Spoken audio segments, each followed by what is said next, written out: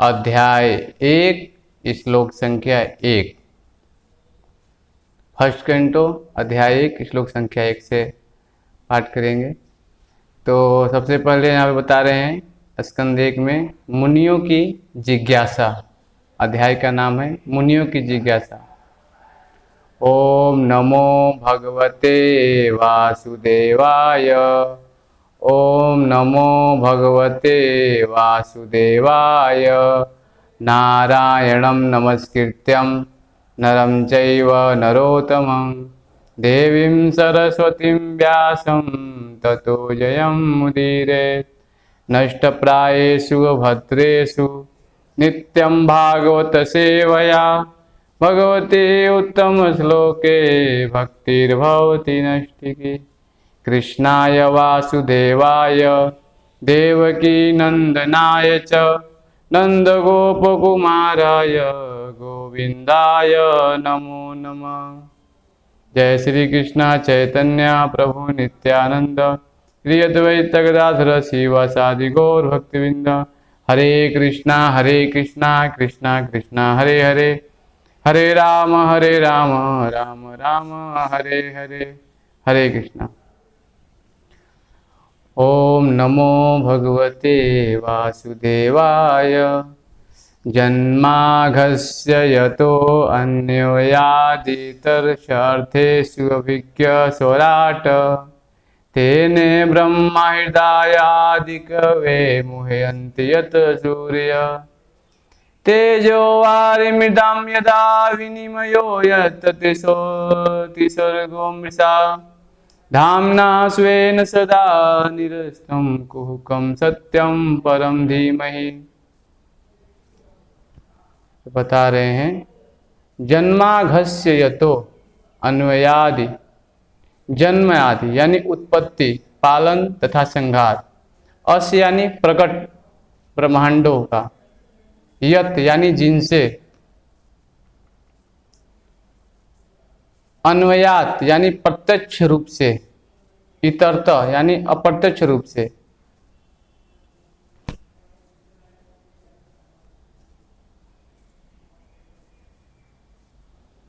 च तथा अर्थेश यानी उद्देश्यों में। अभिज्ञ यानी पूर्ण रूप से अवगत।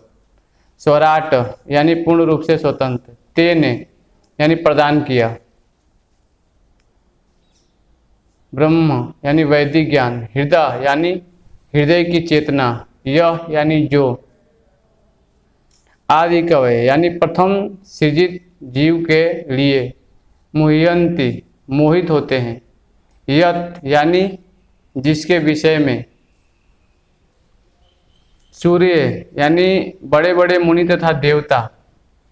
तेज यानी अग्नि। वारि यानी जल। मृदाम यानी पृथ्वी। यथा यानी जिस प्रकार। विनिमय यानी क्रिया प्रतिक्रिया। यत्र यानी जहाँ पर। तिसर्ग यानी सृष्टि के 3 गुण। सृष्टिकारी शक्तियाँ। अमृषा यानी सत्यवत। धामना यानी समस्त दिव्य सामग्री के साथ। स्वेन यानी अपने से। सदा यानी सदैव। निरस्तम यानी अनुपस्थिति के कारण व्यक्त। कुहकम यानी मोह को। सत्यम यानी सत्य को। परम यानी परम। धीमय यानी मैं ध्यान करता हूँ। हे प्रभु, मैं वसुदेव पुत्र श्री कृष्ण के सर्वव्यापी भगवान, मैं आपको सादर नमस्कार करता हूँ। मैं भगवान श्री कृष्ण का ध्यान करता हूँ क्योंकि वे परम सत्य हैं और व्यक्त ब्रह्मांडों की उत्पत्ति, पालन तथा संहार के समस्त कारणों के आदि कारण हैं। वे प्रत्यक्ष तथा अप्रत्यक्ष रूप से सारे जगत में अवगत रहते हैं और वे परम क्या है? स्वतंत्र हैं, क्योंकि उनसे परे कोई अन्य कारण है ही नहीं। और उन्होंने ही सर्वप्रथम आदि जीव ब्रह्मा जी के हृदय में वैदिक ज्ञान प्रदान किया। उन्हीं के कारण बड़े बड़े मुनि जो हैं तथा देवता उसी तरह मोह में पड़ जाते हैं जिस प्रकार अग्नि में जल या जल में स्थल देकर कोई माया के द्वारा क्या होता है? मोहग्रस्त हो जाता है। तो उन्हीं के कारण ये सारे भौतिक ब्रह्मांड जो प्रकृति के 3 गुणों की प्रतिक्रिया के कारण अस्थायी रूप में प्रकट होते हैं। तो तो भगवान कृष्ण के कारण ही क्या होता है, सारे भौतिक ब्रह्मांड जो प्रकृति के 3 गुणों की प्रतिक्रिया के कारण क्या होते हैं, अस्थायी रूप से प्रकट होते हैं, लेकिन क्या लगते हैं, वास्तविक लगते हैं, जबकि क्या है, ये अवास्तविक होते हैं। अतः मैं उन भगवान श्री कृष्ण का ध्यान करता हूं जो भौतिक जगत के भ्रामक रूपों में सर्वथा मुक्त अपने दिव्य धाम में निरंतर वास करते रहते हैं। मैं उनका ध्यान करता हूं क्योंकि वे ही परम सत्य हैं। तो श्रील प्रभुपाद बताते हैं कि भगवान जो वासुदेव को नमस्कार करना, यानी प्रत्यक्ष रूप से वसुदेव तथा देवकी के दिव्य पुत्र भगवान श्री कृष्ण को इंगित करता है। और इस तथ्य की अधिकाधिक व्याख्या इस ग्रंथ में सुस्पष्ट रूप से की जाएगी, जो श्रीमद् भागवतम है उसमें बताया गया है। तो यहाँ पे श्री व्यास देव हैं दृढ़ता पूर्वक कहते हैं कि श्री कृष्ण आदि भगवान हैं और अन्य सभी रूप उनके प्रत्यक्ष या अप्रत्यक्ष पूर्ण अंश या अंशांश हैं। तो श्रील जीव गोस्वामी ने अपनी कीर्ति कृष्ण संदर्भ में इस विषय की विशद व्याख्या की है और आदि जीव ब्रह्मा ने अपने ग्रंथ ब्रह्म संहिता में श्री कृष्ण विषयक यथेष्ट व्याख्या की है। और सामवेद उपनिषद में भी बताया गया है कि भगवान श्री कृष्ण जो हैं देवकी के दिव्य पुत्र हैं। इसलिए इस स्तुति का यह पहला कथन बताता है कि भगवान श्री कृष्ण क्या है, आदि भगवान है। यदि परम भगवान किसी दिव्य नाम से जाने जा सकते हैं तो वह कृष्ण शब्द ही होना चाहिए।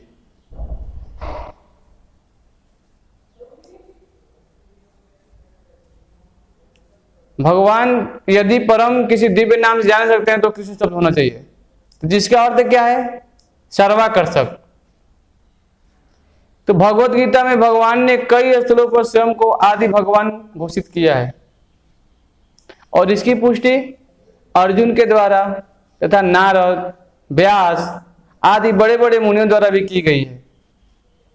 तो पद्म पुराण में यह भी कहा गया है कि भगवान के असंख्य नामों में से कृष्ण नाम क्या है, सर्व प्रमुख है। तो वासुदेव नाम से भगवान कृष्ण के जो पूर्ण अंश का सूचक है और भगवान के अन्य सभी रूप जो वासुदेव से अभिन्न हैं इस ग्रंथ में बताए गए हैं। तो वासुदेव नाम विशिष्ट रूप से वसुदेव तथा देवकी के दिव्य पुत्र का सूचक है। तो सन्यासियों में सिद्ध परमहंसों द्वारा श्री कृष्ण का ध्यान सदा ही किया जाता है। तो वसुदेव अथवा भगवान श्री कृष्ण क्या है, समस्त कारणों के कारण है। जितनी भी वस्तुओं का अस्तित्व है इस संसार में या तो वे क्या है, सभी भगवान से ही उद्भूत हैं। ऐसा किस तरह है, तो इसकी व्याख्या इस ग्रंथ में अगले अध्याय में की गई है। तो वहां पे बता रहे हैं महाप्रभु जो हैं श्री चैतन्य इस ग्रंथ को निर्मल पुराण कहा है। जो श्रीमद् भागवतम है, भगवान चैतन्य महाप्रभु बताते हैं कि इस ग्रंथ को निर्मल पुराण कहा है क्योंकि इसमें भगवान श्री कृष्ण का दिव्य आख्यान है और श्रीमद् भागवत का इतिहास भी अत्यंत महिमामय है। और इसका संकलन श्री व्यास देव ने दिव्य ज्ञान में परिपक्वता प्राप्त करने के पश्चात किया। उन्होंने अपने आध्यात्मिक गुरु श्री नारद जी के अनुदेशों के अंतर्गत इसकी सूचना की। तो व्यास देव जो है अपनी परिपक्वता में प्राप्त करके पश्चात किया और उन्होंने क्या किया, अपने आध्यात्मिक गुरु श्री नारद जी के अनुदेशों के अंतर्गत इसकी रचना की है। और व्यास देव ने क्या किया है, समस्त वांग्मय का संकलन किया जिससे क्या है, चारों वेद वेदांत सूत्र या ब्रह्म सूत्र, पुराण, महाभारत इत्यादि सम्मिलित हैं। किंतु वे इतने पर भी संतुष्ट नहीं हुए। जब व्यास देव जी ने सारे वेद वेदांत सूत्र सब लिख दिया फिर भी वैसे संतुष्ट नहीं हुए व्यास देव। तो जब उनके गुरु नारद ने उनके इस असंतोष को देखा तो उन्होंने उनको भगवान श्री कृष्ण के दिव्य कार्यकलापों के विषय में लिखने का उपदेश दिया। तो ये दिव्य क्रियाकलाप इस ग्रंथ के 10वें स्कंद में विशेष रूप से वर्णित है। और इसका सार तो क्या है? प्राप्त करने के लिए मनुष्य को चाहिए कि क्या? वह धीरे धीरे ज्ञान को विकसित करके क्रम से आगे बढ़े। तो हमको कभी भी भागवतम पढ़ना चाहिए तो फर्स्ट कैंटो से स्टार्ट करना चाहिए, डायरेक्ट 10वें स्कंद पे नहीं पहुंचना चाहिए, क्योंकि मनुष्य में बताया गया यहाँ पे कि इसका सार प्राप्त करने के लिए मनुष्य को चाहिए क्या? कि वह धीरे धीरे ज्ञान विकसित करके क्रम से आगे बढ़े। यह स्वाभाविक है कि चिंतनशील मनुष्य क्या है? सृष्टि का उद्गम जानना चाहता है।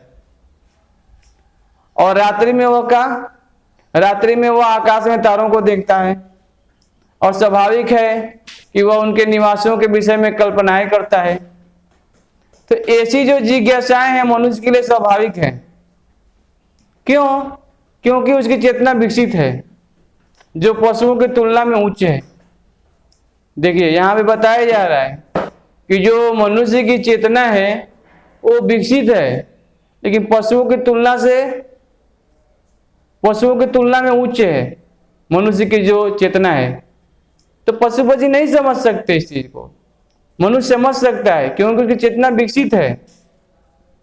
तो श्रीमद् भागवतम के रचयिता ऐसी जिज्ञासाओं का सीधा उत्तर देते हैं और वे कहते हैं कि भगवान श्री कृष्ण समस्त सृष्टियों के उद्गम हैं और वे न केवल ब्रह्मांड के संरचना हैं वरन उनके संहारता भी हैं। देखिए भगवान को बताया जा रहा है यहाँ पे कि कृष्ण क्या है? समस्त सृष्टियों के उद्गम है।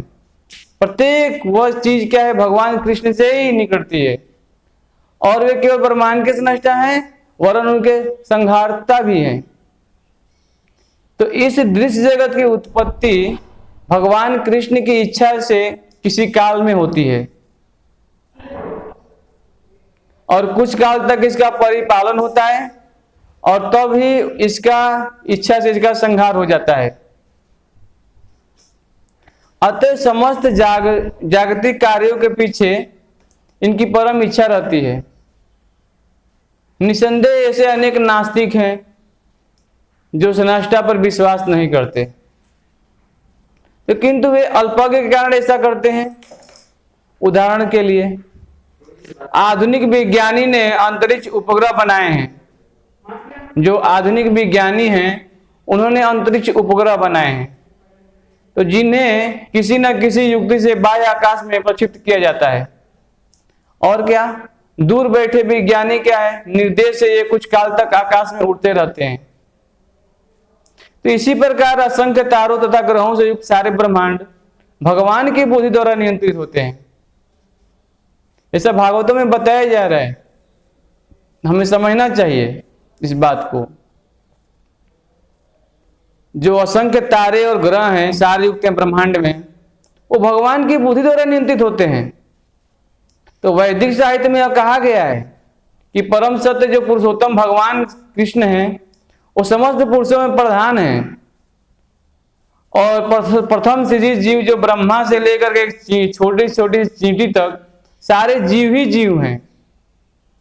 देखिए प्रथम सृजित जो ब्रह्मा जी हैं उनसे लेकर के छोटे छोटा जो चींटी है सब जीव ही हैं। और ब्रह्मा से ऊपर भी अपनी अपनी क्षमताओं वाले अन्य व्यक्तित्व हैं और भगवान भी ऐसे ही व्यक्तित्व हैं जिस तरह अन्य जीव व्यक्ति हैं। तो उसी तरह भगवान भी एक व्यक्ति हैं, किंतु परमेश्वर या परम पुरुष में उत्कृष्टम बुद्धि होती है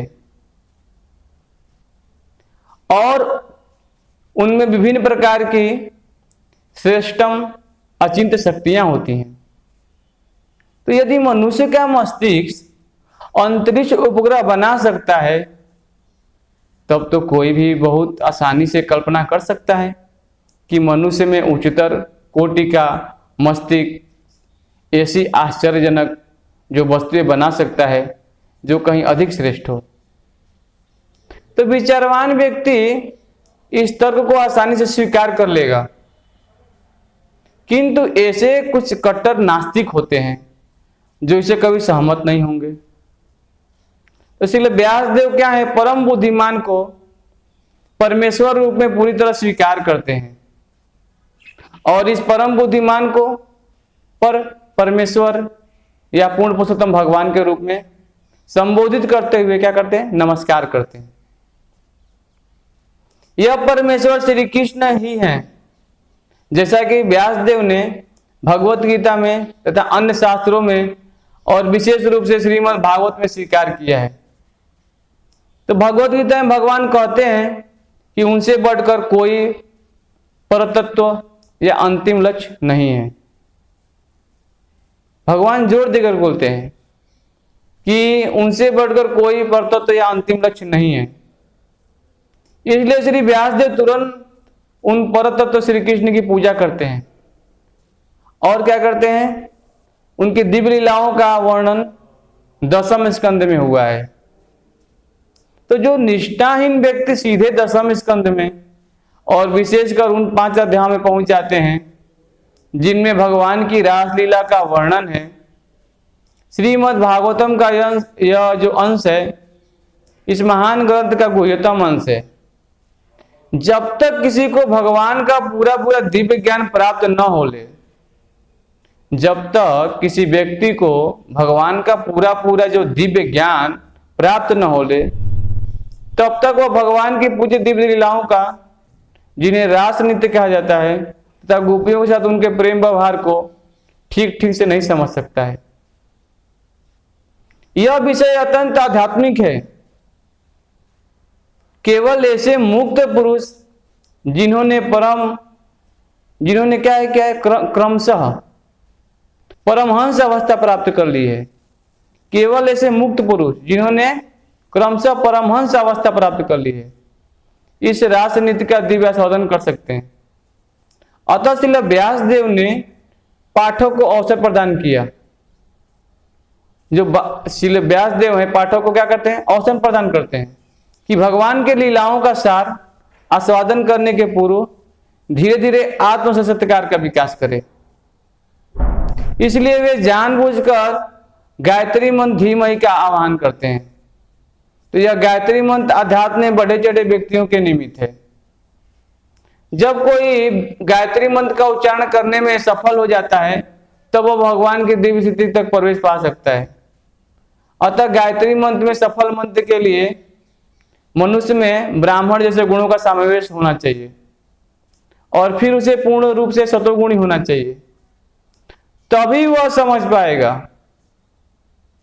तभी वह भगवान के नाम, यश, गुण आदि दिव्य अनुभूति प्राप्त कर सकता है। तो श्रीमद् भागवतम जो है भगवान की अंतरंगा शक्ति द्वारा प्रदर्शित उनके स्वरूप का आख्यान है। जो श्रीमद् भागवत है भगवान की अंतरंगा शक्ति द्वारा प्रदर्शित उनके स्वरूप का आख्यान है। और यह अंतरंगा शक्ति हमारे अनुभवगम्य दृश्य जगत को उत्पन्न करने वाली बहिरंगा शक्ति से भिन्न होती है। यहाँ पे 2 शक्तियों का वर्णन किया गया है, एक अंतरंगा शक्ति और दूसरी बहिरंगा शक्ति। तो बताया जा रहा है श्रीमद् भागवतम जो है भगवान की अंतरंगा शक्ति द्वारा प्रदर्शित करके उनके स्वरूप का आख्यान करती है। और यह अंतरंगा शक्ति हमारे अनुभवगम्य दृश्य जगत को उत्पन्न करने वाली बहिरंगा शक्ति से भिन्न होती है। तो श्रील व्यासदेव ने इस श्लोक में इस दोनों शक्तियों का अंतर स्पष्ट किया है। वे कहते हैं कि प्रकट अंतरंगा शक्ति वास्तविक है, जबकि भौतिक जगत में, यद्यपि जो भौतिक जगत के रूप में जो प्रकट होने वाली बहिरंगा शक्ति क्या है? अनित्य है और क्या है? मृग मरीचिका जैसी है। तो मृग मरीचिका में वास्तविक जल नहीं रहता, केवल जल का आभास रहता है। वास्तविक जल तो कहीं अन्यत्र रहता है। तो मृग मरीचिका का बताया जा रहा है जिसमें वास्तविक जल नहीं रहता। जैसे मान लीजिए कि रेगिस्तान है और रेगिस्तान में आपको धूप निकला हुआ है, तो दूर देखेंगे तो दिखेगा कि जल है वहां पे, लेकिन वास्तव में वहां जल नहीं रहता, केवल आभास होता है और जल तो कहीं अन्यत्र रहता है। तो यह दृश्य जगत है, एक वास्तविक जैसा प्रतीत होता है, किंतु वास्तविकता तो आध्यात्मिक जगत में होती है और यह तो उसकी छाया प्रतिबिंब मात्र है।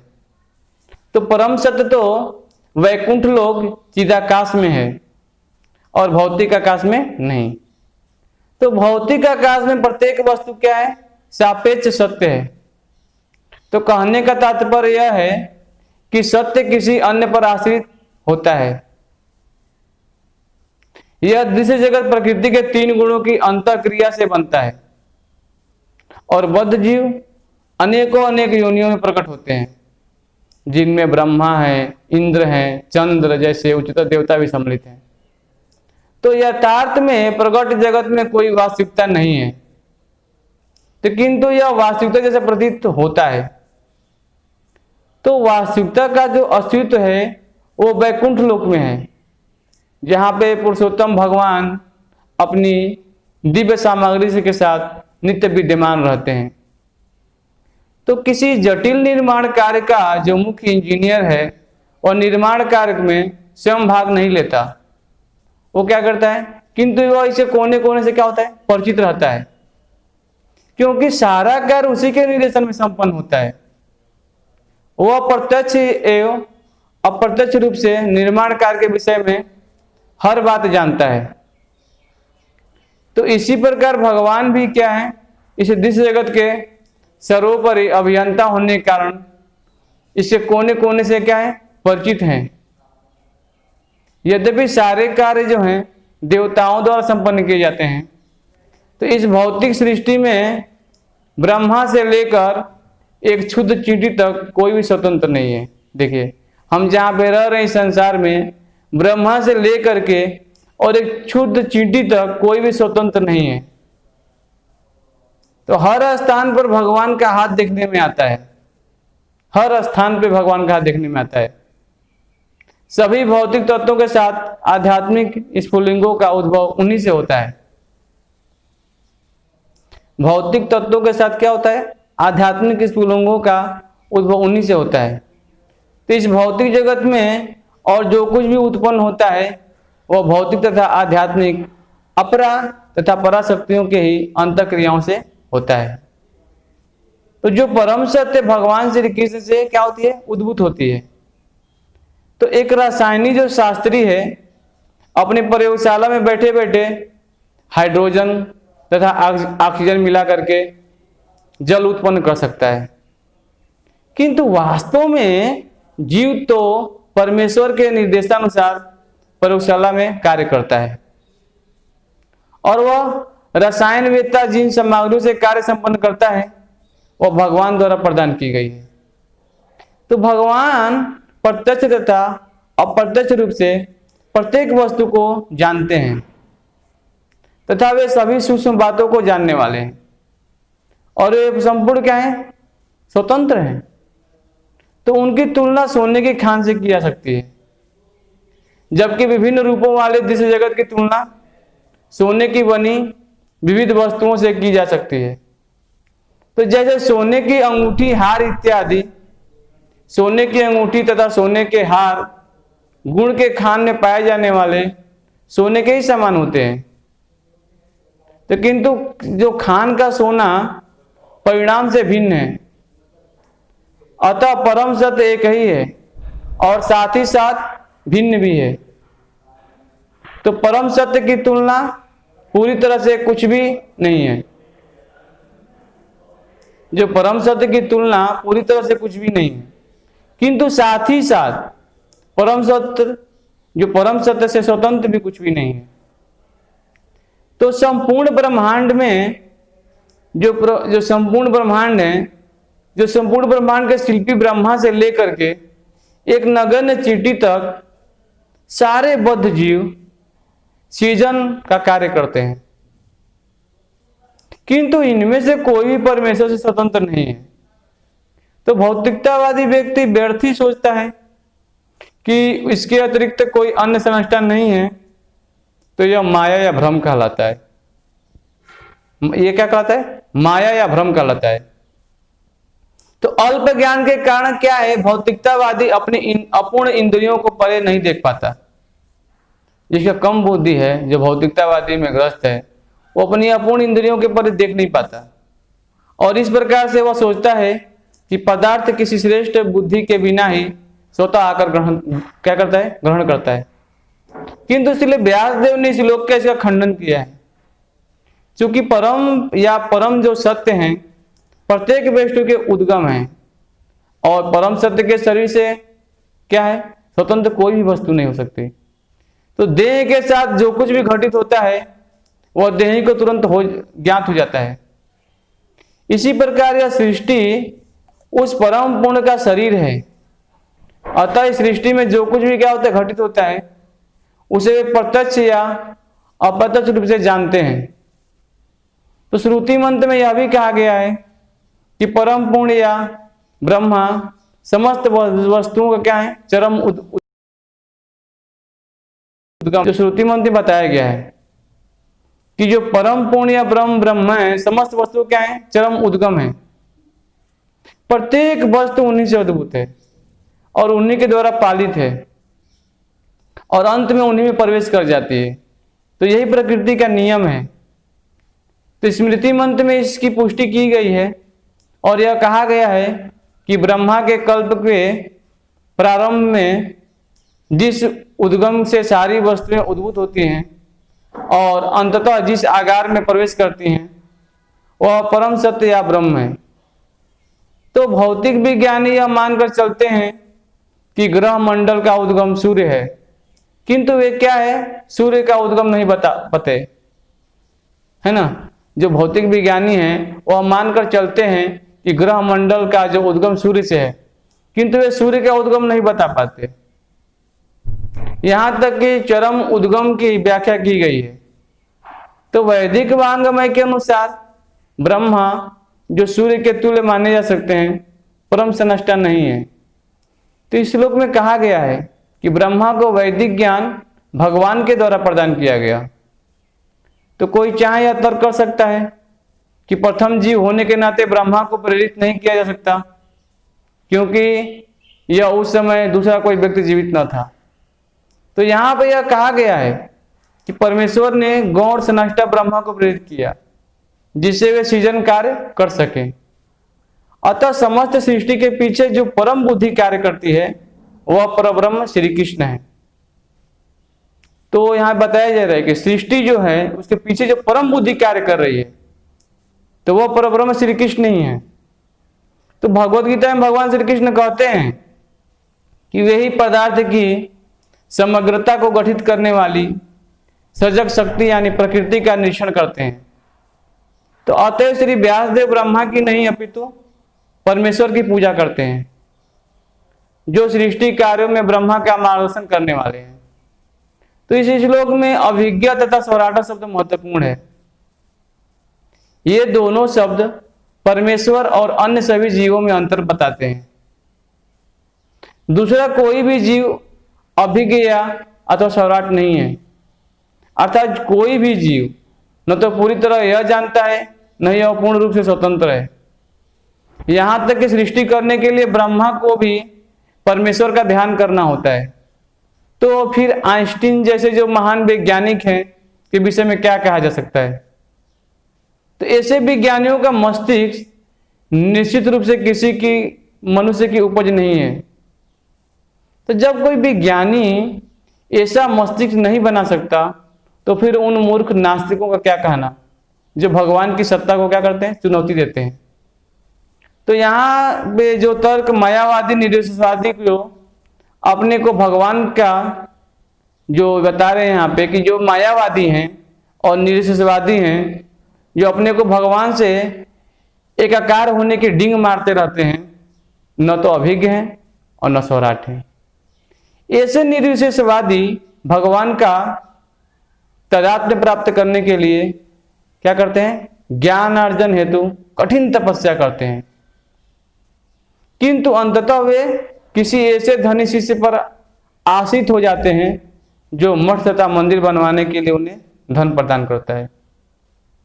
तो रावण या हिरण्यकश्यपु जैसे नास्तिकों को भगवान की सत्ता का विरोध करने के पूर्व कठिन तपस्या करनी पड़ी थी, किंतु अंत में असहाय बन गए जब भगवान क्रूर मृत्यु के रूप में उनके समक्ष प्रकट हुए। तो वे अपने आप को बचा नहीं पाए तो यही हाल उन आधुनिक नास्तिकों का है जो भगवान की सत्ता की अवमानना करते हैं। ऐसे नास्तिकों को वैसा ही दंड मिलेगा, क्योंकि इतिहास की पुनरावृत्ति होती है। जब जब लोग ईश्वर की सत्ता की उपेक्षा करते हैं, तब तब प्रकृति तथा उसके नियम उन्हें दंड देते हैं।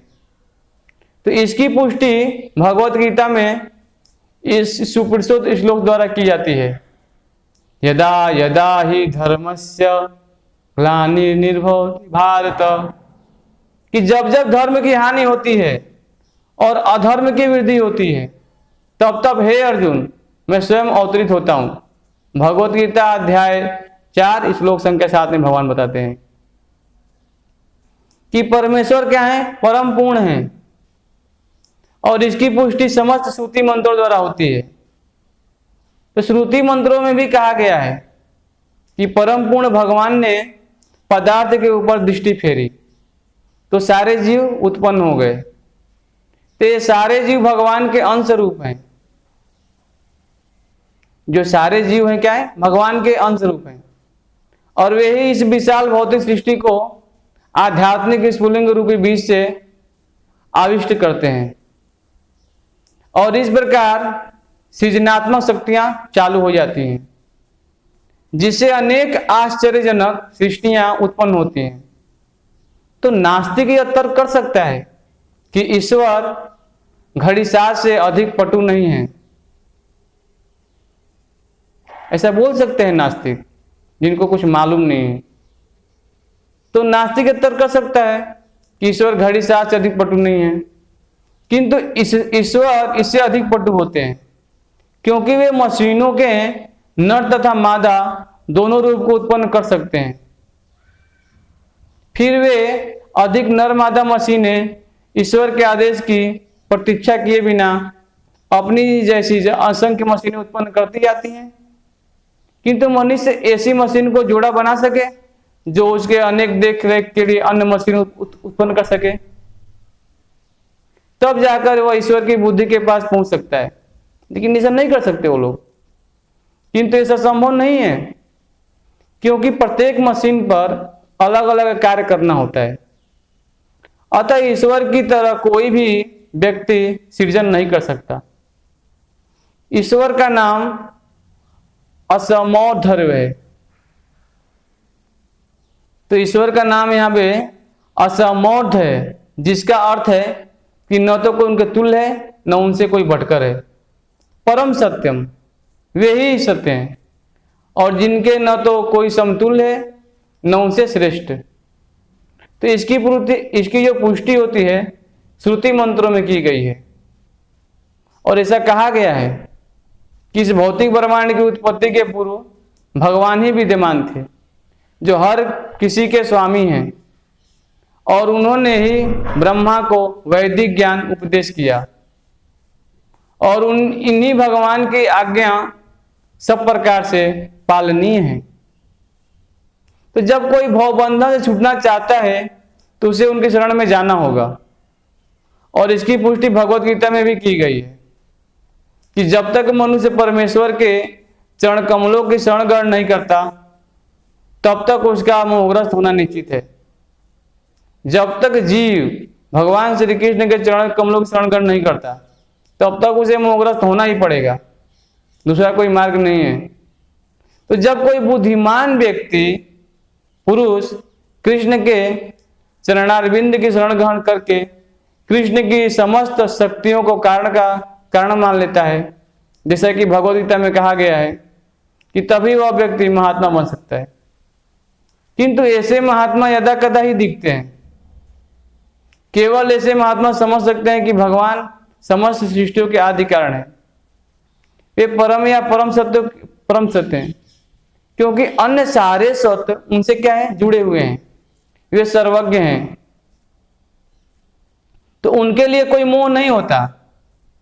तो कुछ मायावादी जो विद्वान हैं तर्क करते हैं कि श्रीमद् भागवत की रचना श्रील व्यासदेव ने की, और उन्हीं में कुछ लोग अपने विचार रखते हैं यह ग्रंथ आधुनिक रचना है, और उपदेव नामक किसी व्यक्ति ने लिखा है।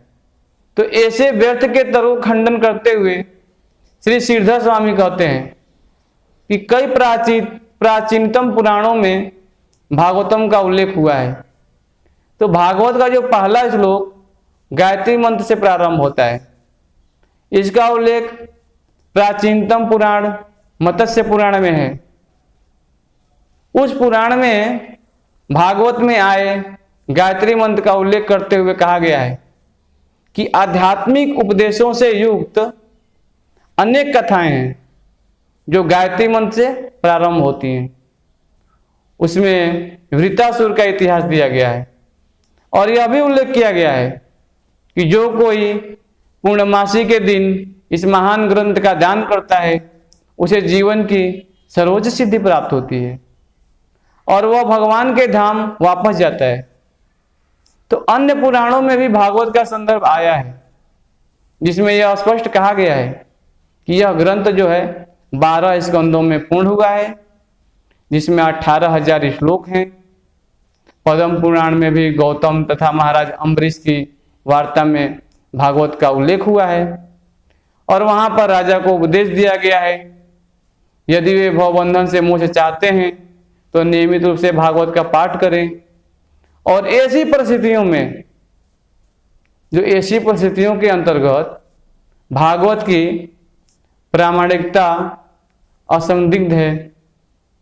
विगत 5 वर्षों में अनेक प्रकांड विद्वानों यथा आचार्यों यथा जीव गोस्वामी, सनातन गोस्वामी, श्रील विश्वनाथ चक्रवर्ती ठाकुर, श्रील वल्लभाचार्य के अंतर्गत भागवत की प्रामाणिकता असंदिग्ध है।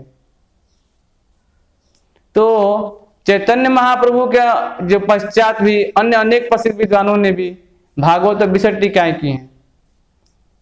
तो ऐसे में गंभीर अध्येता को चाहिए कि दिव्य उपदेशों के अधिक आस्वादन के लिए इन सब का अध्ययन करें। तो श्रील विश्वनाथ चक्रवर्ती ठाकुर ने मौलिक तथा शुद्ध यौन मनोविज्ञान आदि रस की विशेष विवेचना की है और समस्त भौतिक उन्माद से रहित है। यह सारी भौतिक सृष्टि विषयी जीवन के सिद्धांतों पर आधार पर गतिशील है। हम जहाँ पे रह रहे हैं इस भौतिक सृष्टि में वो क्या है, विषयी जीवन के सिद्धांत के आधार पर गतिशील है। तो आधुनिक जो सभ्यता में विषयी जीवन ही सारे कार्यकलापों का केंद्र बिंदु है। तो श्रीधर भी कोई अपना मुख मोड़ता है, जिधर भी कोई अपना मुख मोड़ता है उधर उसे विषयी जीवन का प्राधान्य देखने को मिलता है। आप जिधर भी मुंह मोड़े उधर आपको विषयी जीवन का ही प्राधान्य देखने में मिलेगा। तो अतः विषयी जीवन अवास्तविक नहीं है, इसकी वास्तविकता आध्यात्मिक जगत में अनुभव की जाती है। तो भौतिक विषयी जीवन तो मौलिक तथा तथ्य का विकृत प्रतिबिंब मात्र है। वास्तविक तथ्य तो परम सत्य में है। अतः परम सत्य कब सभी क्या है, निराकार नहीं हो सकता और निराकार रहते हुए विशुद्ध यौन जीवन रख पाना संभव नहीं है। तो फलस्वरूप निर्विशेषवादी चिंतकों ने गर्हित सांसारिक विषय जीवन में को अप्रत्यक्ष प्रोत्साहन दिया है, क्योंकि उन्होंने परम सत्य की निराकारता और निर्विशेषता पर अधिक बल दिया है। इसलिए काम के वास्तविक आध्यात्मिक रूप को न जानने के कारण मनुष्य ने विकृत भौतिक विषय जीवन को ही सब कुछ मान रखा है। तो रूढ़ भौतिक अवस्था में विषय जीवन तथा आध्यात्मिक विषय जीवन में अंतर है। तो यह श्रीमद् भागवतम पूर्व ग्रह रहित पाठक को धीरे धीरे आध्यात्म की पूर्णावस्था तक ले जाने वाला है और यह मनुष्य को भौतिक कार्यों के 3 प्रकार सकाम कर्म, काल्पनिक दर्शन तथा कार्यकारी देवताओं की पूजा से ऊपर उठाने में सक्षम बनाएगा। तो जिनका विधान वैदिक श्लोकों में है, तो हमें चाहिए कि श्रीमद् भागवतम ग्रंथ का नित्य पाठ करें, इसको पढ़ें और अपने जीवन को सुखमय बनाएं। हरे कृष्णा कृष्णा कृष्णा हरे हरे, हरे राम राम राम हरे हरे। ग्रंथराज श्रीमद् भागवतम की जय।